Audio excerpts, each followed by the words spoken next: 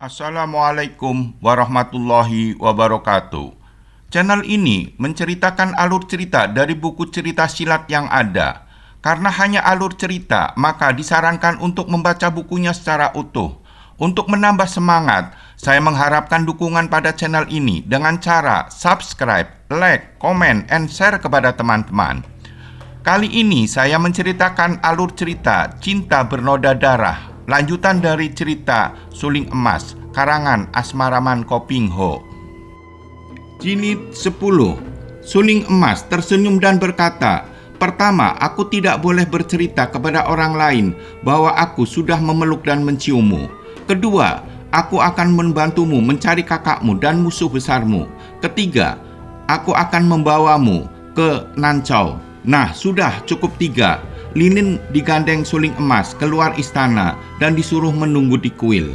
Akan tetapi alangkah heran dan kemudian bingung hatinya ketika dia mengetahui Xian Eng ternyata tidak berada di kuil. Para Weisyo yang ditanyai menerangkan bahwa encinya itu pergi meninggalkan kuil tidak lama setelah Lilin pergi petang tadi. Pada keesokan harinya, pagi-pagi sekali seorang Weisyo memberitahu bahwa ada seorang tamu mencarinya. Lilin meloncat dari pembaringan langsung keluar dari kamar. Ternyata tamu itu Li Bok Liong. "Liong tuako, bagaimana dengan Sinko? Sudah tahukah kau di mana adanya Sinko?" Sejenak Bok Liong menatap wajah dengan rambut kusut itu. Dengan hati berguncang, selama 2 hari berpisah dari Lilin, makin terasalah ia betapa ia tak mungkin dapat berpisah dari gadis ini. Betapa rindunya kepada gadis itu.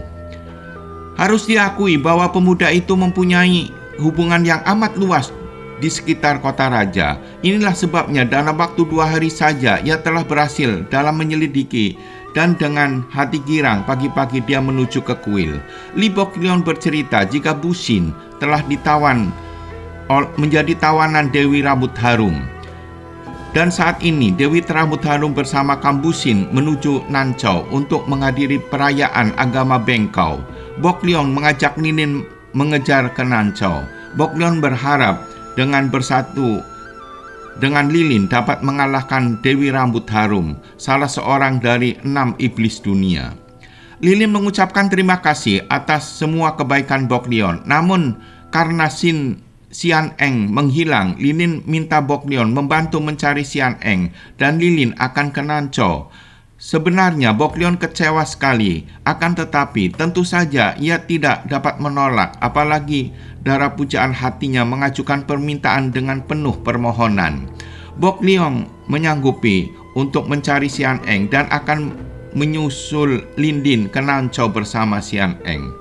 Baru saja Bok Liong pergi, terdengar suara, "Dia telah bersikap baik sekali, tapi yang dibaiki tidak tahu diri. Ketahuilah dia mencintai kamu dan menghendaki kau pergi bersamanya. Ah, kau suka menyiksa hati orang.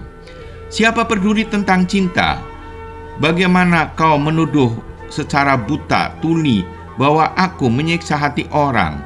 Hanya Liong tuako yang kupercaya penuh untuk mencari enci Xian Eng yang lenyap." "Lenyap?" Suling Emas memandang tajam. Kau tidak tahu Enci Eng pergi tanpa pamit. Entah kemana, pakaian dan pedangnya dibawa, tentu saja pergi jauh. Aku minta tolong pada Liong tuako untuk pergi mencarinya. Menurut Liong tuako, Busin Koko menjadi tawanan Dewi Rambut Harum dan saat ini sedang menuju Nancau. Karena itulah aku sendiri hendak pergi ke Nancau. Kemudian Suling Emas dan Lilin melakukan perjalanan ke Nancau. Suling Emas tanpa mengenal kasihan. Suling Emas mengajak Lilin berlari cepat dan tidak peduli bahwa Lilin sudah amat capek. Lilin juga tidak sudi menyerah. Dia mengerahkan awan kosong mengurung gulung dan berlari secepat terbang. Ia sama sekali tidak sadar bahwa perbuatan Suling Emas ini sengaja memaksa Lilin melatih ilmu awan kosong mengurung gunung. Lilin malu dan pantang mundur. Dengan nekat dia berlari terus mengimbangi kecepatan Suling Emas. Pada malam hari itu, setelah Lilin pergi meninggalkan meninggalkannya seorang diri di dalam kuil. Sian Eng duduk termenung. Adiknya telah membayangkan tuduhan bahwa dia cinta kepada suling emas. Berpikir tentang cinta kasih dan pria mana yang menarik hatinya, Sian Eng termenung dan terkenang kepada Suma Buan. Jantungnya berdebar, mukanya terasa panas, dan dia menjatuhkan diri di atas pembaringan sambil menangis. Sian Eng, seorang gadis putri seorang jenderal, sedikit banyak hatinya terpengaruh oleh perbedaan antara orang biasa dan bangsawan. Diam-diam, dia menganggap dirinya sebagai seorang berdarah bangsawan. Sehingga begitu bertemu dengan Pangeran Suma Buan, seketika ia merasa tertarik sekali. Waktu itu, Suma Buan memperoleh informasi jika suling emas sering mengunjungi kuil yang ada di kota raja. Tentu saja Suma Buan menanyakan keberadaan suling emas kepada para Wesho, dan para Wesho menyatakan tidak tahu keberadaan suling emas. Suma Buan menggeledah kuil dan bertemu dengan Sian Eng. Dengan kedua alis terangkat, Suma Buan berseru, kau di sini pula? Syukur kau telah bebas dari cengkeraman iblis tengkorak hidup, Nona. Merah muka Sian Eng. Dia balas memandang lalu menjawab marah. Karena gara-gara kau menawanku, maka aku terjatuh ke tangan tengkorak hidup. Baiknya ada dia yang menolongku dan membawaku ke kuil ini. Suling emas, kau ditolong olehnya? Suma Buan bicara berdua dengan Sian Eng. Pada saat itu, sebetulnya di sekitar kuil telah dikepung orang-orang Suma Buan, termasuk bocah tua berhati racun, untuk menghadapi suling emas. Bocah tua berhati racun merupakan salah satu dari 6 iblis dunia. Sian Eng menjelaskan kepada Suma Buan bahwa dia dan kakaknya sebetulnya sekam. Sian Eng menanyakan permasalahan kepada Suma Buan, sangat memusuhi kakaknya, Kambusong. Suma Buan menjelaskan jika masalah ini sangat panjang dan Sian Eng diajak Suma Buan untuk ikut pergi ke Nanco bersamanya.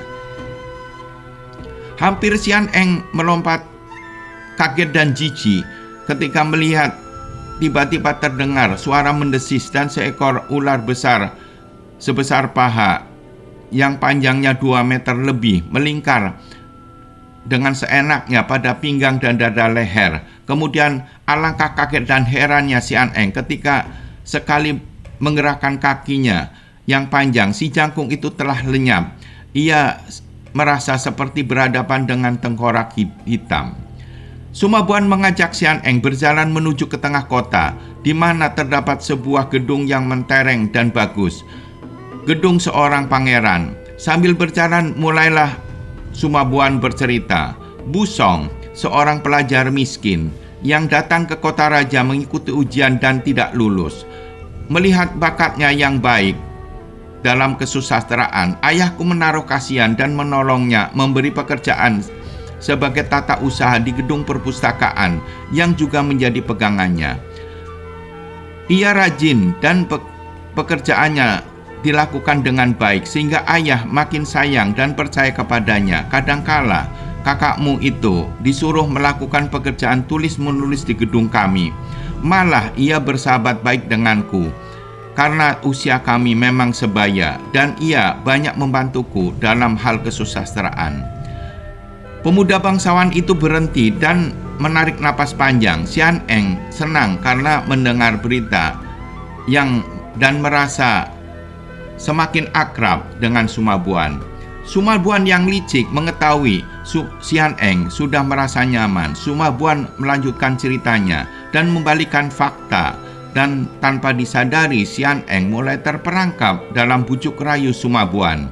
Suatu malam, Busong bersama adiknya Suma Buan yaitu Suma Cheng yang sudah ditunangkan dengan Pangeran Kian tertangkap basah oleh Suma Kong. Ayahnya sedang bercumbu dengan Busong. Pangeran Suma Kong marah dan menyiksa Busong. Suma Buan yang tidak tega melihat sahabatnya disiksa minta agar hukumannya diserahkan kepada Suma Buan. Kemudian Suma Buan memasukkan Busong ke penjara. Paginya Suma Buan menemui beberapa temannya yang pandai dan malamnya menyerbu penjara dan membebaskan Busong sehingga Sumabuan tidak dipersalahkan ayahnya. Mendengar Sumabuan, Sian Eng semakin kagum kepada Sumabuan dan semakin terperangkap dalam bujuk rayu Sumabuan. Sian Eng menanyakan kenapa pada saat dirinya dan kakaknya Busin menanyakan keberadaan kakak Busong. Kemudian Sumabuan menjadi marah sekali.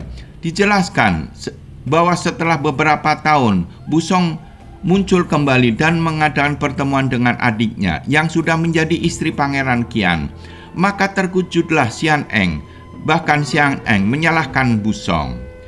Kini Sian Eng memanggil Sumabuan dengan sebutan Kanda dan Sumabuan menyebut Sian Eng dengan sebutan Dinda.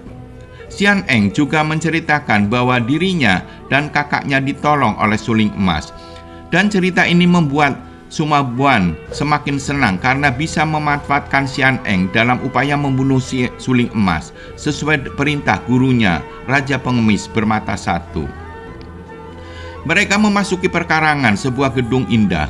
Beberapa orang penjaga segera maju menghadang, akan tetapi mereka cepat memberi hormat ketika melihat Sumabuan membuka pintu depan dan seorang di antara mereka berlari ke dalam untuk melaporkan kedatangan mereka. Sumabuan mengajak Sian Eng terus ke dalam, malah dengan ramah ia menggandeng tangan gadis itu. "Kakak, malam-malam begini kau datang mengunjungiku. Dari manakah dan ada keperluan apa? Dan adik ini siapakah?" Sian Eng kini memandang sekali lagi dengan penuh perhatian setelah mengerti bahwa inilah kiranya wanita yang menjadi kekasih hati kakaknya. Betapa kakak sulungnya tergila-gila karena memang wanita ini hebat. Diam-diam dia menaruh kasihan kepada kakaknya juga kepada wanita ini yang ternyata telah gagal dalam percintaan. "Cheng Moi, aku mempunyai urusan di kota raja sehingga agak terlambat datang ke sini. Besok pagi-pagi aku akan berangkat ke selatan menghadiri pesta agama Bengkau di Nancau bersama Nona Sian Eng. Aku titipkan Nona Sian Eng kepadamu." Sumabuan tersenyum lalu meninggalkan kedua wanita itu. Akan tetapi sebelum lenyap di ruangan terdengar suara, "Asal kau tahu saja bahwa adik Sian Eng adalah adik dari Busong." Sumaceng menahan seruannya dengan menaruh tangan kirinya di depan mulut. Matanya terbelalak memandang Sian Eng. Wajahnya menjadi pucat. Sian Eng makin kasihan melihat dan memaklumlah ia bahwa biarpun wanita itu sudah bersuami orang lain namun tetap mencintai kakaknya. Sumaceng menarik tangan Sian Eng. "Adik Sian Eng, mari kita bicara di dalam kamarku." Dari suaranya tahulah Sian Eng bahwa wanita itu menahan isak. Agaknya menjadi amat terharu. Maka ia pun mengikuti dengan hati berdebar karena ia merasa yakin bahwa dari mulut yang mungil ini akan terdengar banyak cerita tentang kakaknya. Dalam perjalanan mereka ke Nancau, Suling Emas dan Lilin tiba di luar kota Ban In di pinggir sungai Yangtze Kiang. Di tempat inilah mereka dihadang kemudian dikeroyok oleh banyak sekali orang yang semuanya mahir ilmu silat dan membawa senjata. Sebentar saja golok-golok dan pedang-pedang terpelanting dan tubuh-tubuh mereka roboh saling tindih. Tiba-tiba terdengar suara gerengan yang menggetarkan bumi. Kemudian muncullah di antara para pengeroyok itu dua orang yang hebat. Kedua orang tersebut itu adalah bocah tua berhati racun, sahabat pengemis tua Raja Pengemis Bermata Satu yang melakukan perjalanan bersama Sumabuan. Adapun yang gendut, kakak si tinggi kurus berjuluk manusia aneh pencabut nyawa, seperti juga bocah tua berhati racun, manusia aneh pencabut nyawa, termasuk seorang di antara si 6 iblis dunia. Melihat munculnya dua orang kakak beradik ini, kagetlah Suling Emas, akan tetapi ia menjadi marah sekali. Kiranya manusia aneh pencabut nyawa dan bocah tua berhati racun dan manusia buas yang berdiri di belakang semua ini. Kalian mau apa? Hehehe, aku tahu tentu melawan. Lebih baik begitu. Tinggal menyeret bangkaimu kubawa pulang. Manusia aneh pencabut nyawa terkekeh-kekeh lalu menerjang maju menubruk lilin. Gerakannya kelihatan lambat, tubuhnya begitu besar dan kaku. Akan tetapi entah bagaimana tubuhkan itu hampir tak terhindar oleh lilin. Baiknya ia cepat mengayun pedang dan menjadi sinar kuning berkelebat di depan tubuhnya, merupakan senjata yang amat kuat dan agaknya manusia aneh pencabut nyawa maklum pula akan keampuhan pedang pusaka itu. Maka ia menggereng dan mengubah gerakannya menubruk menjadi gerakan mencengkeram dari samping dan bawah. Kau murid kakek roda emas, hehe, tentu dagingmu enak dipanggang setengah matang. Sementara itu, bocah tua berhati racun juga sudah mengeluarkan senjata istimewa, yaitu seekor ular yang besar dan panjang. Ular itu dilibatkan ke leher dan pinggang. Ia sendiri memegang leher ular dan bersilatlah ia dengan kacau balau menerjang suling emas. Biarpun kelihatannya ia berjingkrak-jingkrak dan bersilat kacau balau seperti itu, namun suling emas yang sudah mengenal maklum bahwa si tinggi kurus ini amat hebat kepandaiannya. Justru di dalam kekacau balauan gerakannya inilah terletak kekuatan. Apabila senjata ular hidup bisa mulur mengkeret, amat sukar diduga perkembangannya. Angin pukulan yang menyambar disertai bau amis yang berbisa, membayangkan tenaga singkang yang mukjizat bercampuran dengan hawa ilmu hitam dan hawa beracun. Di samping itu, masih banyak orang lain yang mengeroyok suling emas dari kanan, kiri, dan belakangnya. Terjadilah pertempuran suling emas melawan bocah tua berhati racun yang ditambah banyak pengeroyok, dan lilin melawan manusia aneh pencabut nyawa.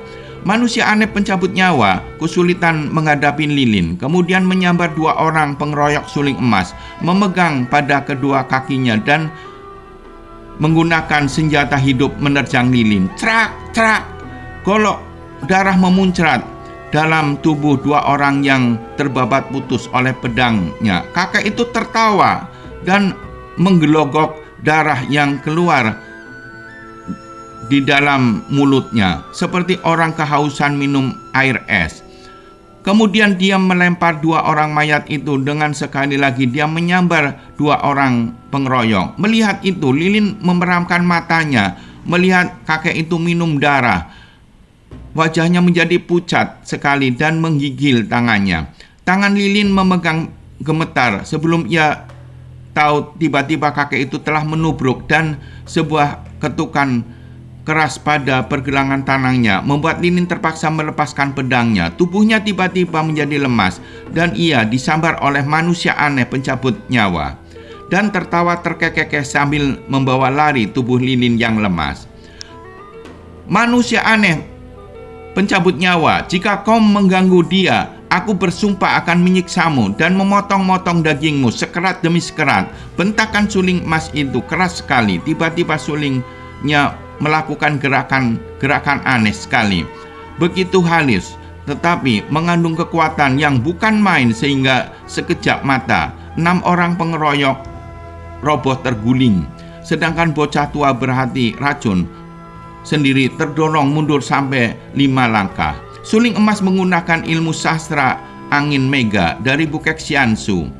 Cepat sulingnya bergerak lagi, membuat huruf ko atau negara. Huruf ini mengandung gerakan dalam yang rumit, akan tetapi dilingkari garis-garis segi 4 yang melengkung.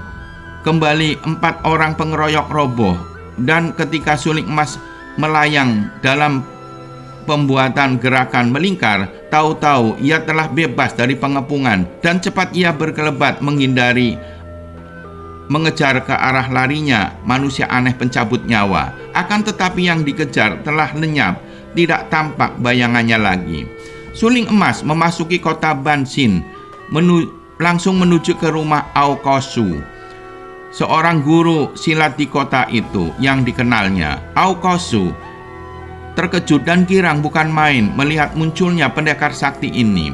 Cepat dia menjura hormat dengan wajah berseri-seri. Suling emas menanyakan keberadaan manusia aneh pencabut nyawa. Hehehehe, suling emas, tak usah repot-repot. Aku sudah berada di sini. Tiba-tiba terdengar suara keras dan parau. Suling emas dan Aukosu cepat memutar tubuh dan kiranya manusia iblis itu menjadi bahan percakapan. Telah berada di situ, duduk nongkrong di atas tiang, melintang di langit-langit rumah sambil mengerokoti daging dan tulang paha, entah paha apa. Dan pada saat itu juga terdengar orang mengomel.